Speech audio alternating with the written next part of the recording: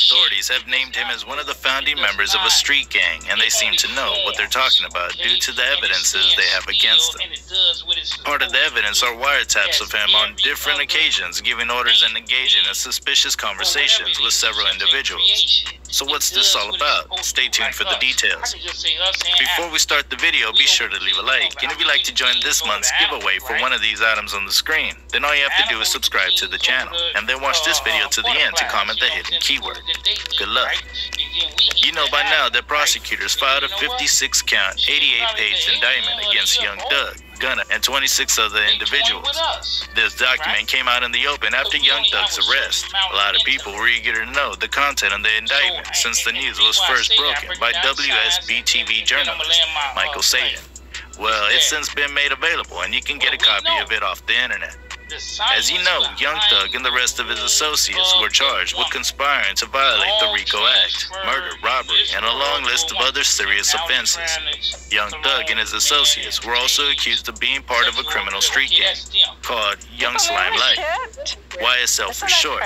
Now, to the juicy part of this whole gang situation, Young Thug was named as one of the founders of the YSL gang, which according to the indictment was founded in 2012 and is said to be affiliated with the National Blood Gang. Well, it's easy for Young Thug to deny such a claim since what most of us know YSL to be is a musical group and a record label, and that there are a lot of people that will readily jump to Young Thug's defense and boldly disregard the authorities' claim that YSL is a criminal street gang. One such person, being his lawyer, has even vouched to fight to his last drop of blood to clear Young Thug's name. Now, I'm not saying Young Thug's YSL is a criminal group that is using music to mask what's going on in the background, and neither am I saying Young Thug is the founder and leader of a criminal organization. At this point, no one is sure of anything, but these are a part of the accusations that have been put out there by the authorities. And as you know, the authorities don't go around accusing people of an offense without carrying out the proper investigation. I'm not saying the authorities are usually 100% accurate, but most of the time they know what they're doing and what they're talking about. So if you're accused of a crime by the authorities, chances are that there's proper evidence to back up their claim. Maybe. And in this Young Thug situation, the authorities have enough evidence to support their claim that he's truly the boss of a criminal street gang. Well, it seems the authorities have been keeping a tab on Young Thug for a while without him being aware of it. Somehow, the authorities have found a way to tap into his phone and gain access to his conversations with some individuals. Yeah, you heard that right. The feds have been secretly listening to his conversation, and it's been going on for a while. And when I say a while, I'm talking about like 7 years ago or even more. Now, I don't know how they did it, but then, this is the 21st century, an era of really mind-blowing technology. Now, how they did it is one thing. How legal the whole setup is another thing. I mean, snooping on someone else's conversation without their consent is more or less an intrusion of privacy. But then, I believe the feds must have gotten the appropriate court order before they took the step. But let's leave all that aside and focus on what's really on ground. In this indictment, it was revealed that back in 2015, Young Thug, whose legal name is Jeffrey Williams, engaged in a conversation with another individual identified as Kyle Ory, who is the leader of the blood affiliate criminal street gang known as Sex Money Murder. Now, the conversation between the two stated, sacrifices must be made. Soldiers must fall in order for battle to be won. This isn't all there is to the conversation. According to the indictment, the conversation continues as follows. 5H020 Street Live, KGDA God, 3-shot, Nancy New, and M1. Anybody not under one of these individuals in the state of Georgia must line up pizza. There is no rolling from one to the other. Everything is as if you are one. Sex, money, murder. Nothing added and nothing taken away. 2 guns. Now, I should mention that according to the indictment, the names mentioned 5H020 Street Life, KGDA God, 3-shot, Nancy New, and M1 are names of the 5 leaders of Sex Money Murder Gang in Georgia.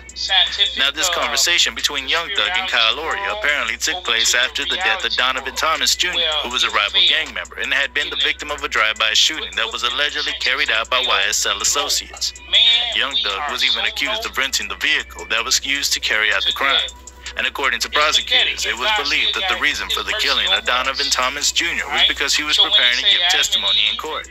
Prosecutors also believe that Young Thug had admitted to his involvement in the murder because he posted a video on Instagram the day after Donovan Thomas's death saying, "So nigga lied to their mama, lied to their kids, lied to their brothers and sisters, then get right into the courtroom and tell the God's honest truth. Don't get it. Y'all niggas need to get fucking killed, bro, from me and YSL."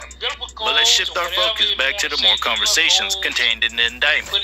On another occasion, Young Thug had been engaged in a conversation with another individual by the name Marcavius Huey. According to the indictment, the conversation between the two men took place on the 12th of March, 2020. The two men were discussing a vehicle theft, and at a point, Young Thug told Huey to deliver a message to another individual. The message was, "If he don't take it back, he gonna die." Now this message is clear and very simple to understand. What Young Thug had asked Huey to deliver to the other person was a threat. The indictment does not state the identity of the other person, and neither does it state what Young Thug wanted the person to take back. For all we know, it could have been a stolen vehicle or worse. No one is sure. Now at this point, if he thought there was all there is to Young Thug's Round one, my right got you leaking out to left. Round two, I'ma really bar you to death. And round three, I catch your body, hey mama. I'ma have to call you collect. Battle rap is a male-dominated sport. You giving us this opportunity, you might have messed up. We break you into pieces like increments. I represent what just can't afford, like indigents, and give them everything they looking for. White privileges. So it's going to be a big clash of the Titans. Nobody wants to lose.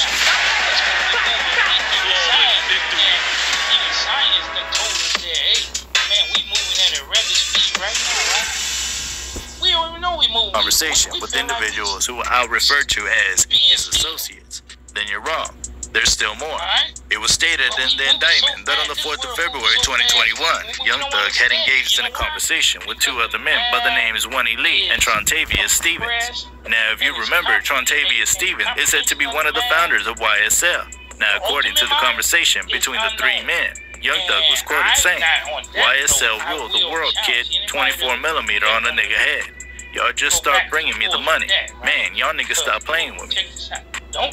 Now, what's not stated in the indictment is if the conversation had happened via a phone call, text message, or Instagram Live. Also, on the 13th of May 2021, Young Thug was engaged in a conversation with 6 other men, and according to the indictment, their names are Martinez Arnold, Miles Farley, Quantavious Greer, Wani Lee, Trontavious Stevens, and Antonio Sumlin.